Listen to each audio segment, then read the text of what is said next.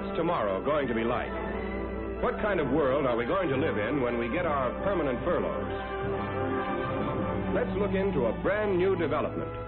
Television. Here's an expert with the lowdown on the inside facts. The problem the film industry is facing, or the opportunity, is simple.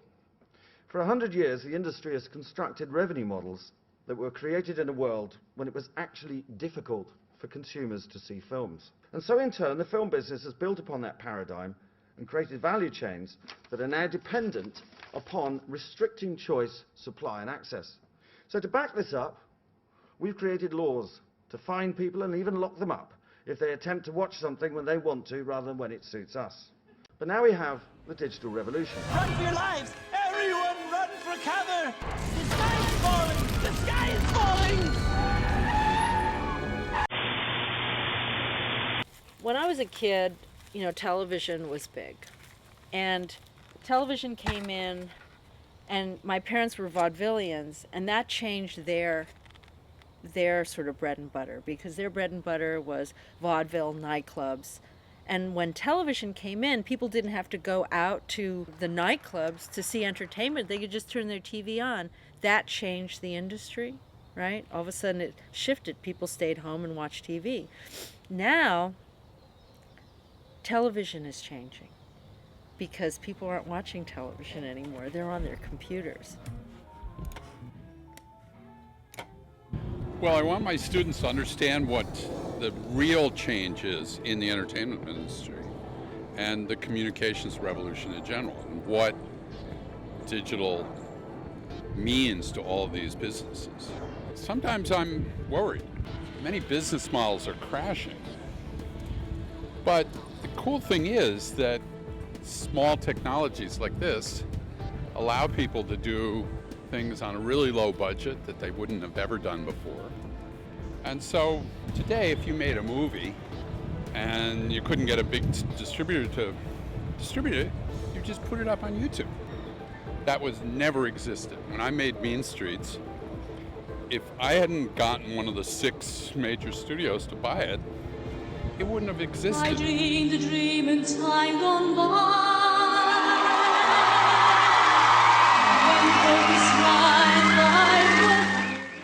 New media is kind of what everyone has their eye on right now, is the internet and the web, and it's where entertainment's going. If you look at Hulu, which is owned by NBC, or TV.com, which is owned by CBS, YouTube, that is a partnership with Warner Brothers, all these companies are keeping an eye on what's currently going on.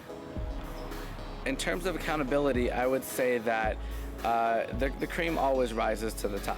You'll definitely watch, a cat spinning around on a Roomba because it's funny and you'll pass it around, but it's not the same as sharing your favorite web series with a friend. The web provides an opportunity for people to create their own content and on their own terms, as well as people who don't have the inside track to Hollywood to create content outside of the bubble. For those that are interested, they'll find the film or they'll stumble upon it and they can instantly give you comments back on, this rocked, or this sucked like hell. Creating content for the web definitely allows for a new type of artist to emerge. Never have I ever killed a man in cold blood. The artist has an interesting role in American society. He's usually ahead of the politics.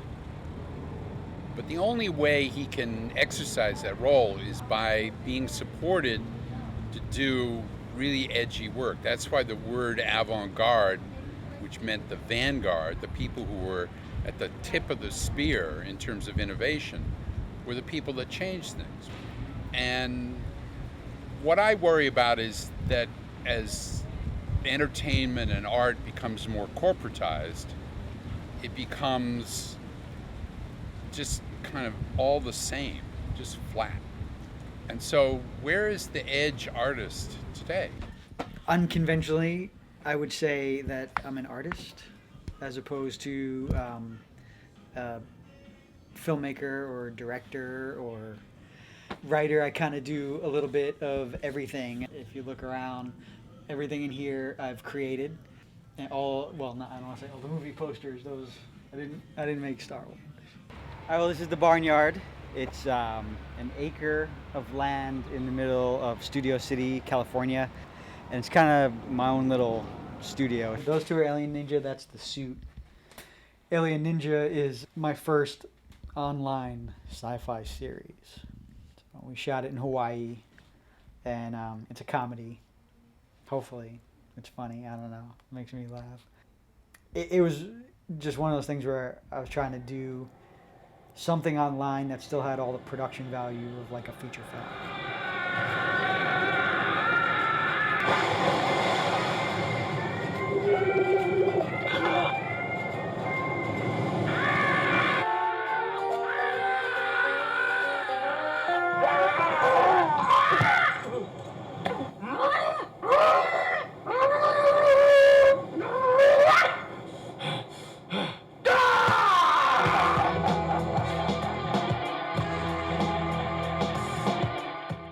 I personally think I'm too young to be a dinosaur, but when I started in this business, like people didn't even have a home computer. So it's really weird to see how it's changed, but what I've noticed is even when they first started doing all the original CG stuff like on Jurassic Park, the people that were doing the computer work still like actually built the computers themselves, you know, like they didn't just go buy a Mac.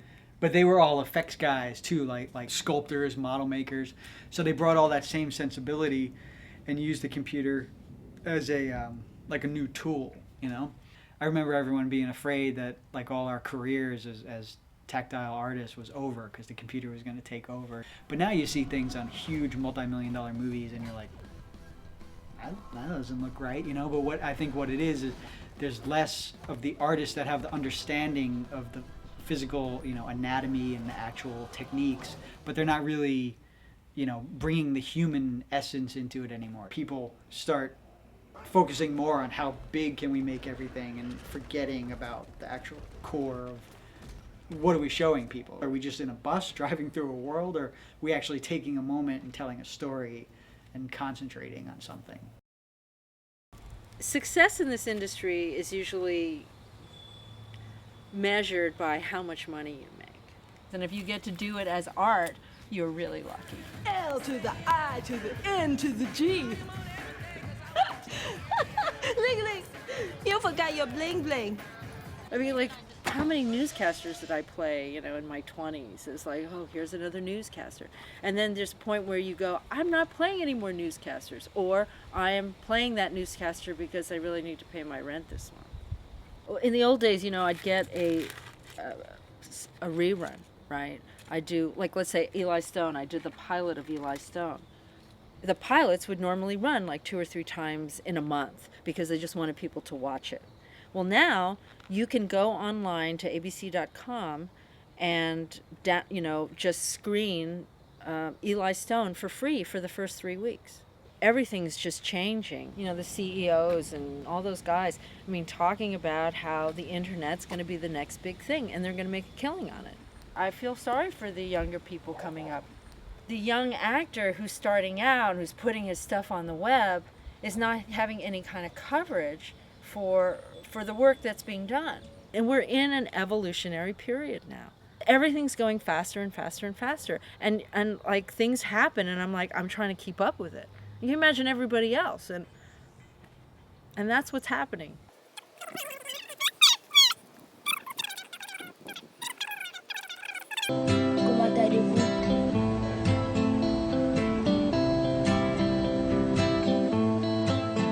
My name's Paul Prado. I'm a one-man shop. I am a content producer, I'm a content director, I'm a content writer, and I'm an actor. I couldn't do any of the things that I'm doing now without the internet. We're poor kids with some awesome resources, and we're at the cutting edge, and people trust us, and people want to hear what we have to say because Discovery Channel, TLC, any reputable entity has a presence online, and they're looking for ways to make their presence known. When we're not making Red Bull commercials, when we're not making infotainment, we can sometimes create what, at least in our minds, are something a little more thought-provoking. Laura and I had a few conversations over dinner, just recounting stories about people we had fallen in love with, or stories we'd heard about about things that just made us think or made us cry. It must have been 99. That's when it was. You know what her name was Jennifer. She was half German, half Asian.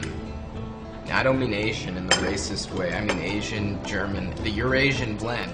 And we cranked it out in like 8 hours. We run to the store just as they're closing, and I'm pounding on the gates. Let me in. But it was thought-provoking, and it was honest, and it was raw. That's what the internet enables us to do.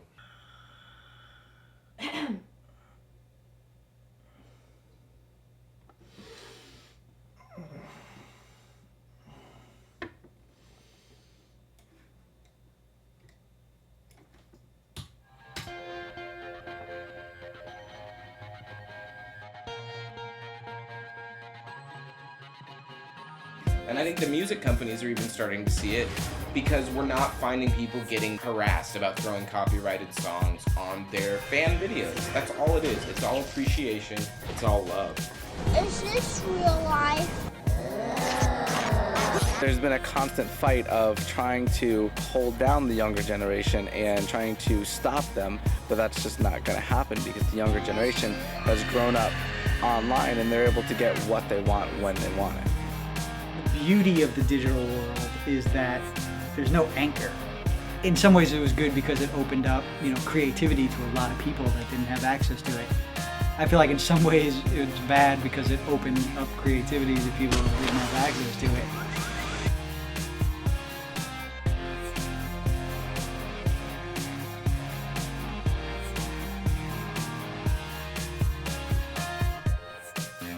I always say, do your own projects. Don't just sit around and wait for somebody to give you a job.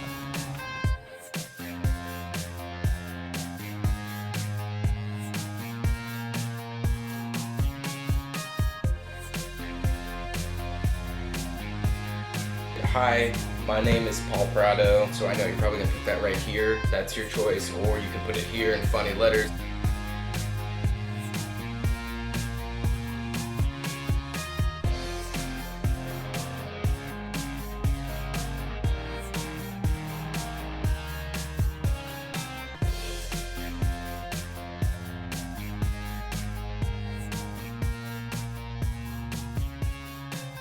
We don't really know how this is all going to work out, but we know we're in a time of change.